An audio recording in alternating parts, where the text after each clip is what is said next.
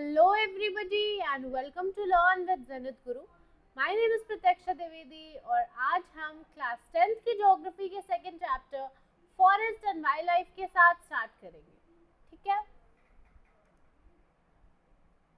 तो we share this planet with millions of others living beings. ठीक है, सिर्फ हम ही तो रह नहीं रहे हैं, बहुत सारे living beings रह रहे हैं हमारे planet पे. ठीक है, this entire habitat that we live in has immense what? It has immense biodiversity. ठीक है, यहाँ पे बहुत सारे तरह के living organisms भी exist करते हैं else than we humans.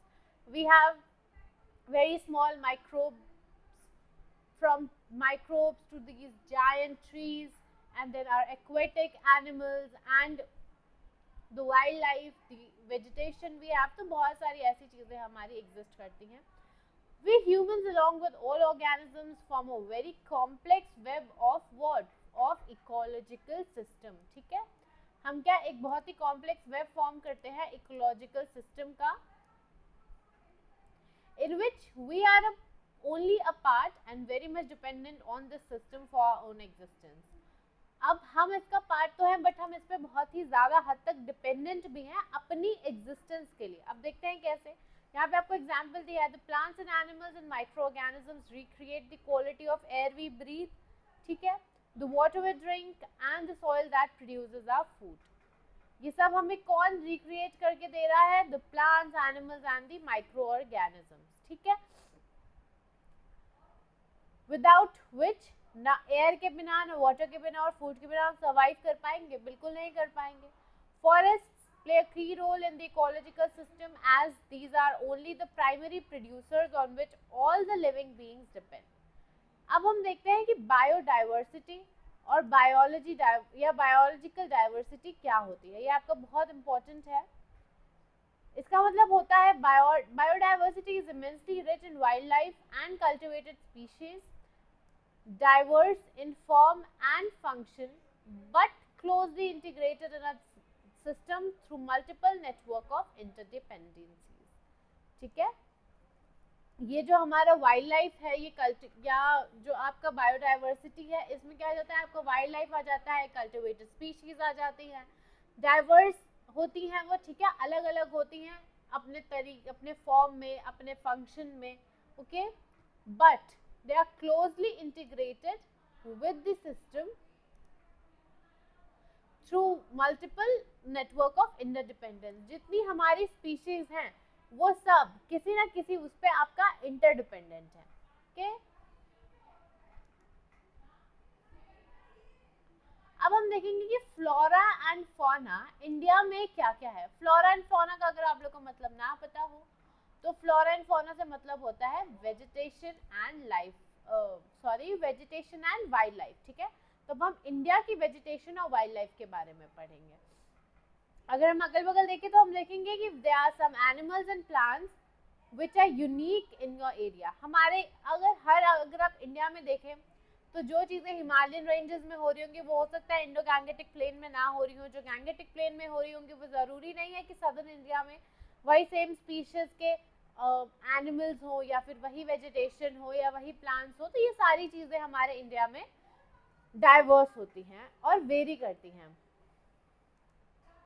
In fact, India is one of the world's richest countries in terms of its vast array of biological diversity. ठीक है, वो बहुत रिच है क्योंकि इतनी सारी हमारे यहाँ डाइवर्सिटीज प्रेजेंट है. This is possible twice or thrice the number yet to be discovered. You have already studied in detail about the external and variety of forest and wildlife resources in India. You must have realized the importance of these resources in our daily life. ठीक है, diverse क्या है? Flora and fauna are also well integrated in our daily life, but we take these for granted. Obviously जैसे हमने आपके पहले chapter में पढ़ा था कि किस तरह से एक्सप्लॉइटेशन होता है रिसोर्सेज का, वैसे ही हमें पता तो है कि फ्लोरा एंड फौना कितना डाइवर्स है, बट देन हम उसे फॉर ग्रांटेड लेते हैं, हम उसको वैल्यू नहीं करते.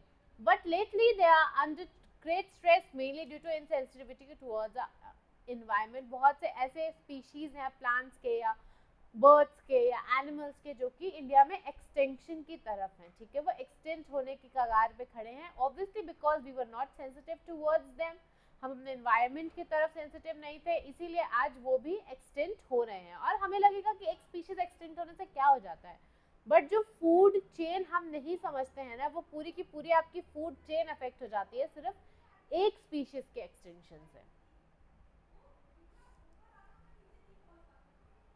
अब हम देखेंगे हमारा कि conservation of forest and wild life क्या होती है। कंजर्वेशन का मतलब आप लोगों को पता होना चाहिए।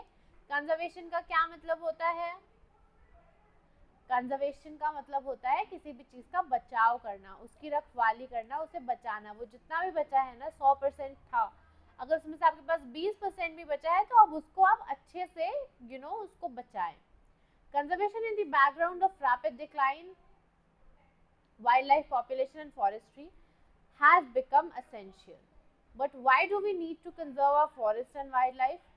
Conservation preserves the ecological diversity and our life support system. ठीक है, कंजर्वेशन क्या करता है? प्रिजर्व करता है, बचाता है हमारी इकोलॉजिकल डाइवर्सिटी को, जो कि हमारे लाइफ सपोर्ट सिस्टम है। क्योंकि अभी हमने पढ़ा था कि रिजुविनेट करते हैं वाटर को, सॉइल को, एयर को, तो ये हमारे लिए ऑब्वियसली बहुत इंपॉर्टेंट है क्योंकि ह्यूमंस की बेसिक नीड्स हैं वो।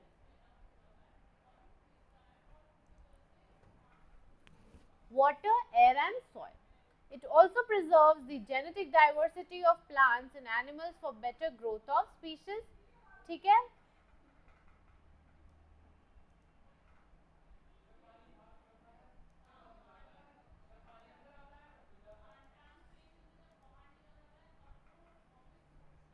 अब हम कुछ हमारे important wild life protection programs देखेंगे जो कि इंडिया में लॉन्च हुए थे। आपका 1960s और 1970s में conservationist demanded a national wild life protection program. तो हमारा the Indian wild life protection act जो था वो इम्प्लीमेंट हुआ था 1972 में with various provisions of protecting habitats. ठीक है, an all India list of protected species was also published, जिसमें जिन जिन species को ना हमें protect करने की ज़रूरत है वो publish हुई थी। The thrust of the program was towards protecting the remaining population of certain endangered species by banning hunting, giving legal protection to their habitats and restricting trade in wildlife. ठीक है, इस तरह से हम बचा रहे थे। अब जैसे कि आपने एक बॉलीवुड सेलिब्रिटी का बहुत ही फेमस केस सुना होगा जिन्होंने बारासिंघा को हंट किया था, वैसे ही पहले के ज़माने में हंटिंग बहुत ज़्यादा फेमस थी, आज भी होती है। एलिफेंट टस्क के लिए हंट, मतलब उनको तस्करी होती है, उसकी स्मगलिंग होती है, तो ये सारी चीज़ें बैन कर दी गई थी क्योंकि इससे हमारी वाइल्ड लाइफ बहुत ही ज़्यादा अफेक्ट हो रही थी। Subsequently, central and many state governments established national parks and wildlife sanctuaries about which you have already studied. Central government ने बहुत सारे ऐसे प्रोटेक्शन के लिए क्या किया, हमारे नेशनल पार्क्स बना दिया। आपने कान्हा नेशनल पार्क सुना होगा, जहाँ पे टाइगर्स हैं, वो उनके लिए एक कंजर्वेशन बेल्ट है जहाँ पे वो अपनी इच्छा से अपने हैबिटेट में रह सकते हैं और उनको किसी भी ह्यूमन का कोई फियर नहीं, क्योंकि गवर्नमेंट उनको प्रोटेक्ट कर रही है। और उसके साथ साथ वाइल्ड लाइफ सेंचुरीज, बहुत फेमस वाइल्ड लाइफ सेंचुरीज हैं इंडिया में जहाँ पे सारी स्पीशीज का प्रोटेक्शन होता है। The central government also announced several projects for protecting specific animals. ठीक है, बहुत सारे एनिमल्स के लिए ऐसे हमारे प्रोग्राम्स चल रखे हैं सेंट्रल गवर्नमेंट की तरफ से। अब जैसे कि इसमें आप देख सकते हैं, टाइगर के लिए चला था एक वन हॉर्न राइनोसेरस के लिए, जो कि हमारे असम काजीरंगा नेशनल पार्क में पाए जाते हैं। It's famous for one horn rhinos. उसके बाद आपका कश्मीर स्टैग और hangul, 3 types of crocodiles, fresh water crocodile, salt water crocodile and घड़ियाल। ठीक है, द एशियाटिक एनिमल, आप गिर नेशनल, अगर गिर फॉरेस्ट की बात करें तो वहाँ पे आपको ये मिल जाते हैं एशियाटिक एनिमल्स। उसके बाद आप Asiatic lions and others. Most recently the Indian elephant, blackbuck, chinkara, the great Indian bustard, godawan and the snow leopard etcetera have been full और partial legal protection against hunting and trade throughout India. ठीक है, ये सारे animals को protect करना क्यों important है? क्योंकि इनका कुछ ना कुछ बॉडी पार्ट, इनकी स्किन हो गई, इनके टीथ हो गए, इनके फेदर्स हो गए, इन सारे इनको ना ऐसे मतलब ट्रेड किया जाता है। तो इसीलिए इंडियन गवर्नमेंट ने इन्हें प्रोटेक्शन की लिस्ट में डाला है कि इनके साथ कुछ भी ऐसा ना हो, ये एक्सटेंशन, पार्शियल एक्सटेंशन या फिर वो रेड उसमें जोन में ना आ जाए, डेंजर जोन में। तो इसीलिए इनको एक प्रॉपर लिस्ट होती है हमारे वाइल्ड लाइफ प्रोटेक्शन एक्ट के अंदर, जिसमें आपके ये ऐसे एनिमल्स या फिर स्पीशीज जो हैं वो गवर्नमेंट लिस्ट कर देती है, इसलिए उनकी स्पेशल केयर करी जाती है। यहाँ पे आप देख रहे थे tribal girls using bamboo saplings in nursery at Mukhali near Silent Valley, किस तरह से वेजिटेशन को यूज कर रहे हैं आपके tribal women selling minor forest products, ये सब तो आपके फॉरेस्ट के प्रोडक्ट्स हैं। Leaf litter collection of women folk, तो ये सारा आपका इन लोग को फ्लोरा और फौना का कॉम्बिनेशन है। अब हम एक बहुत ही इंपॉर्टेंट प्रोजेक्ट टाइगर पढ़ते हैं। ये आपका 1973 में the authorities realise that the tiger population had dwindled, ठीक है, 1827, जबकि एस्टिमेट कितना था 55,000 at the turn of the century. The major threats to the tiger population are numerous, such as poaching for trade, shrinking habitat, depletion of prey-based species, growing human population, etc. अब जो हमारी human populations grow करती हैं, तो जो residential areas बनते हैं, उनकी नीड्स को प्रोवाइड करने के लिए आपकी फैक्ट्रीज बन रही हैं जो कुछ ना कुछ प्रोड्यूस करेंगे। जब वो प्रोड्यूस करेंगे तो उसके लिए आपके सुपरमार्केट्स बन रहे हैं जहाँ पे वो बिकेंगी। तो इन सारी चीज़ों को जो हम बना रहे हैं वो बना तो फॉरेस्ट लैंड पे ही रहे हैं, जंगलों को एकदम ऐसे थोक के भाव में काट दिया जा रहा है, तो क्या होगा उससे जो वाइल्ड लाइफ है उसको, उनका जो प्रे है वो कहाँ से मिलेगा, कुछ खाने को मिलेगा ही नहीं। तो इसीलिए गवर्नमेंट ने जब देखा कि बहुत रैपिड डिक्रीज हो रहा है आपके टाइगर के रेट, मतलब जो नंबर है उसमें, तो फिर गवर्नमेंट ऑफ इंडिया ने प्रोजेक्ट टाइगर बनाया।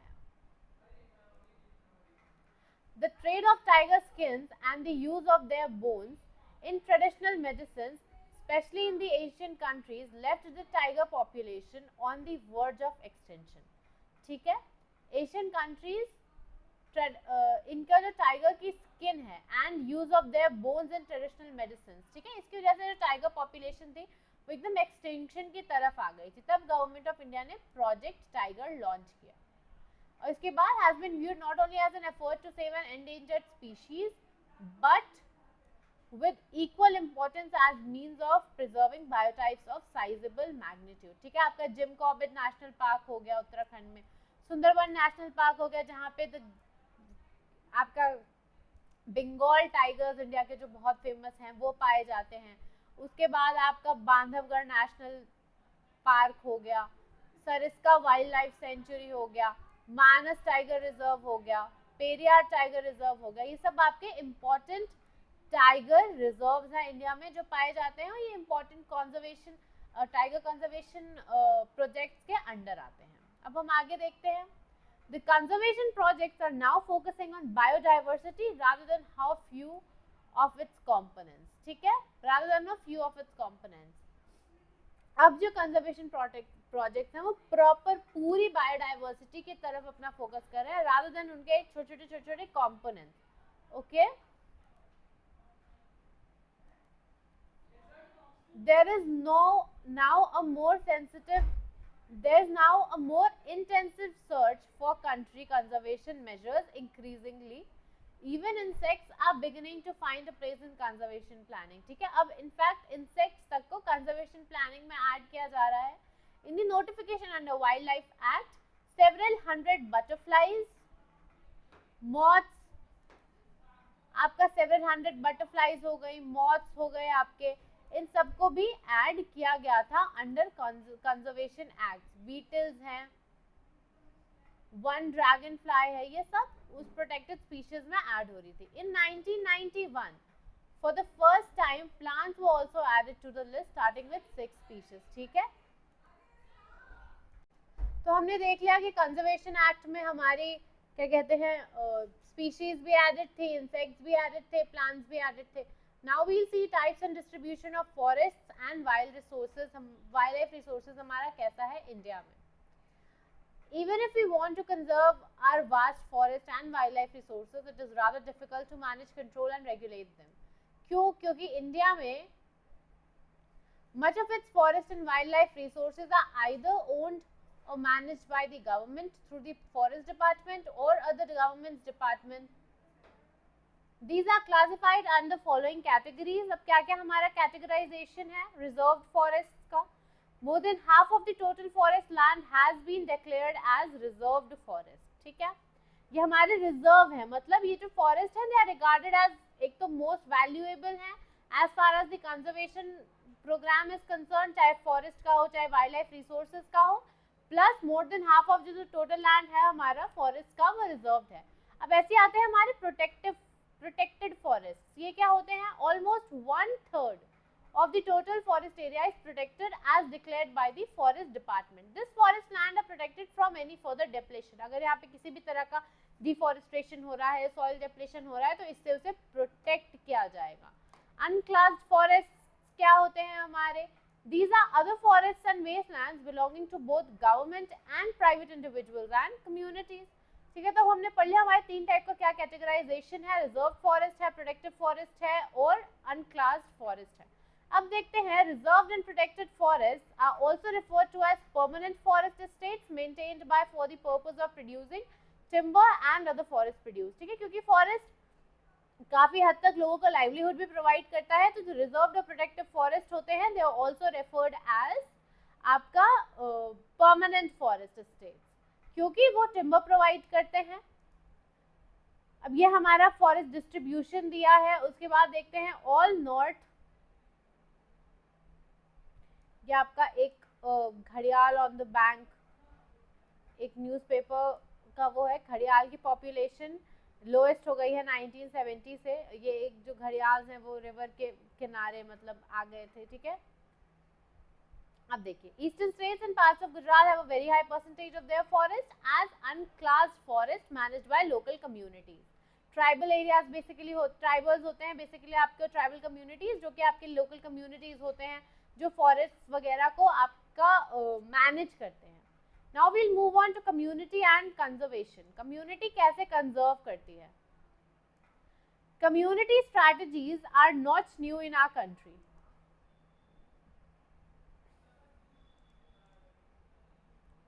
We often ignore that in India, forests are also home to some of the traditional communities. Traditional communities में हमारा क्या हो जाएगा? Again tribal communities, जिनका घर, जिनकी रोजी रोटी, जिनका खाना पीना सब कुछ कहाँ से आता है? जंगलों से आता है, फॉरेस्ट से आता है.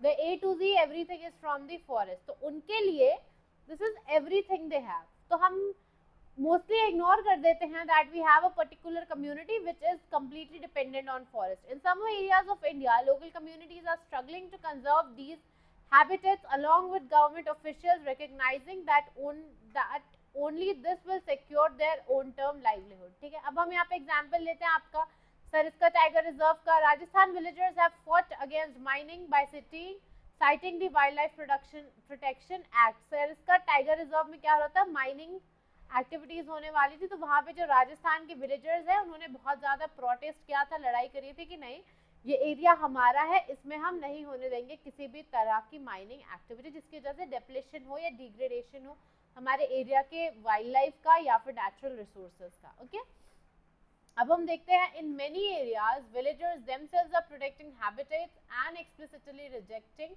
Government involvement. The inhabitants of 5 villages in the Alwar district of Rajasthan have declared 1200 hectares of forest as Bhairav Dakav Sonchuri, declaring their own sets of rules and regulations which do not allow hunting and are protecting the wildlife against outside encroachments. तो ये आपका क्या है? ये आपके various communities और उनके steps हैं for the wildlife conservation that is going on. अब हम आगे देखते हैं द फेमस चिपकू मूवमेंट. ठीक है, आपने सुना होगा चिपकू मूवमेंट के बारे में, जहाँ पे लोग क्या कर रहे थे? पेड़ के पास जाके और उससे चिपक जा रहे थे कि इसे नहीं काटना है. In the Himalayas has not only successfully resisted deforestation several areas but has also shown that community afforestation with indigenous species can be enormously successful. ठीक है, वैसे ही हमारा बीज बचाओ आंदोलन था, Tehri and Navdanya have shown the adequate levels of diversified crop production without the use of synthetic chemicals are possible economically and economically viable. तो ये basically various community generated आपके programs हैं जिनके बहुत अच्छे हमें outputs मिले हैं. In India, joint forest management program furnishes a good example for involving local communities in the management and restoration of degraded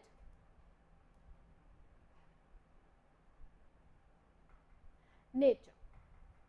Sacred groups का क्या मतलब होगा? Wealth of diverse and rare species. ठीक है, अब हम देखते हैं आपका यहाँ पे हमें certain societies river a particular tree they have preserved for time immemorial. ठीक है, ऐसे बहुत से societies है जिन्होंने अपने एक particular tree को बहुत सालों से बचा के रखा है, जैसे सांथाल ऑफ छोटा नागपुर रीजन. ये सब ट्राइबल कम्युनिटीज है, सांथाल ट्राइब्स होते हैं जिन्होंने आपका महुआ tree, बेसिया लैटिफोलिया and Kadamba tree.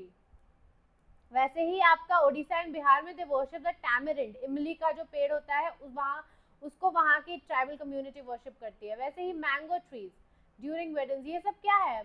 Many of us found people and banyan sacred. ये सारे ऐसे एक तरीके हैं जिसे हम किसी पेड़ को पूज रहे हैं तो हम ऑब्वियसली कभी उसे काटेंगे नहीं. आपने किसी को नहीं देखा होगा, मतलब शायद ही कभी किसी को देखा होगा कि तुलसी का पेड़ काट रहे हैं.